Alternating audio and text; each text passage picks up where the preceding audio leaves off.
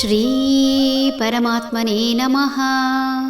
ಶ್ರೀಮದ್ಭಗವದ್ಗೀತಾ ಅಥ ಏಕಾದಶೋऽಧ್ಯಾಯಃ. ವಿಶ್ವರೂಪದರ್ಶನಯೋಗಃ. ಶ್ರೀಭಗವಾನುವಾಚ ಕಾಲೋऽಸ್ಮಿ ಲೋಕಕ್ಷಯಕೃತ್ ಪ್ರವೃದ್ಧಃ ಲೋಕಾನ್ ಸಮಾಹರ್ತುಮಿಹ ಪ್ರವೃತ್ತಃ ಋತೇಪಿ ತ್ವಾಂ ನ ಭವಿಷ್ಯಂತಿ ಸರ್ವೇ ಯೇವ ಸ್ಥಿತಾಃ ಪ್ರತ್ಯನೀಕೇಷು ಯೋಧಾಃ. ಭಗವಂತನು ಹೇಳಿದನು, ಇಡೀ ಲೋಕವನ್ನು ನಾಶಗೊಳಿಸುವುದಕ್ಕಾಗಿ ಬೆಳೆದ ಕಾಲಪುರುಷನು ನಾನು. ಎಲ್ಲರನ್ನೂ ನುಂಗುವುದಕ್ಕೆ ಇದೀಗ ಸಿದ್ಧನಾಗಿದ್ದೇನೆ.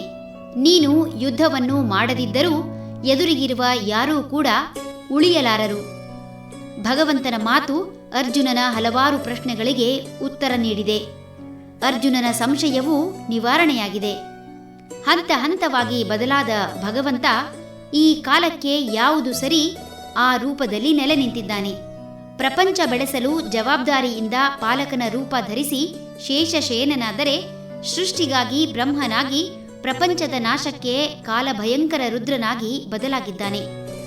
ವ್ಯಕ್ತಿತ್ವ ಬದಲಾದಂತೆ ಗುಣಗಳು ಬದಲಾಗುವುದು ಸಹಜ. ಪಾಲಕನಾಗಿ ಕಾರ್ಯನಿರ್ವಹಿಸುತ್ತಾ ಎಲ್ಲರನ್ನೂ ತನ್ನ ಮಕ್ಕಳಂತೆ ಕಾಣುವ ರಾಜ ಕೂಡ ತನ್ನ ಪ್ರಜೆಗಳು ತಪ್ಪು ಮಾಡಿದಾಗ ಕೋಪದಿಂದ ಕುದಿದು ಭಯಂಕರ ರೂಪ ಹೊಂದಿ ತನ್ನ ಪ್ರಜೆಗಳನ್ನು ಶಿಕ್ಷಿಸುತ್ತಾನೆ. ಇದೀಗ ಭಗವಂತನಿಗೂ ತನ್ನ ಭಕ್ತರ ಮೇಲೆ ಕೋಪ ಬಂದಿದೆ. ತಾನೂ ಬದುಕಿ ಇನ್ನೊಬ್ಬರನ್ನು ಬದುಕಿಸಬೇಕಾದ ಮನುಷ್ಯ ದುರಹಂಕಾರದಿಂದ ಎಲ್ಲವನ್ನೂ ತನ್ನದಾಗಿಸಿಕೊಳ್ಳಬೇಕೆಂಬ ಮನಸ್ಥಿತಿಯಲ್ಲಿ ಶ್ರದ್ಧೆ ಅಂದರೆ ಅಚಲವಾದ ನಂಬಿಕೆ ಮತ್ತು ಭಕ್ತಿ ಎಂದರೆ ಪರಮ ಪ್ರೀತಿ ಎರಡನ್ನೂ ಬಿಟ್ಟು ದ್ವೇಷದ ಹಾದಿ ಹಿಡಿದಿದ್ದಾನೆ.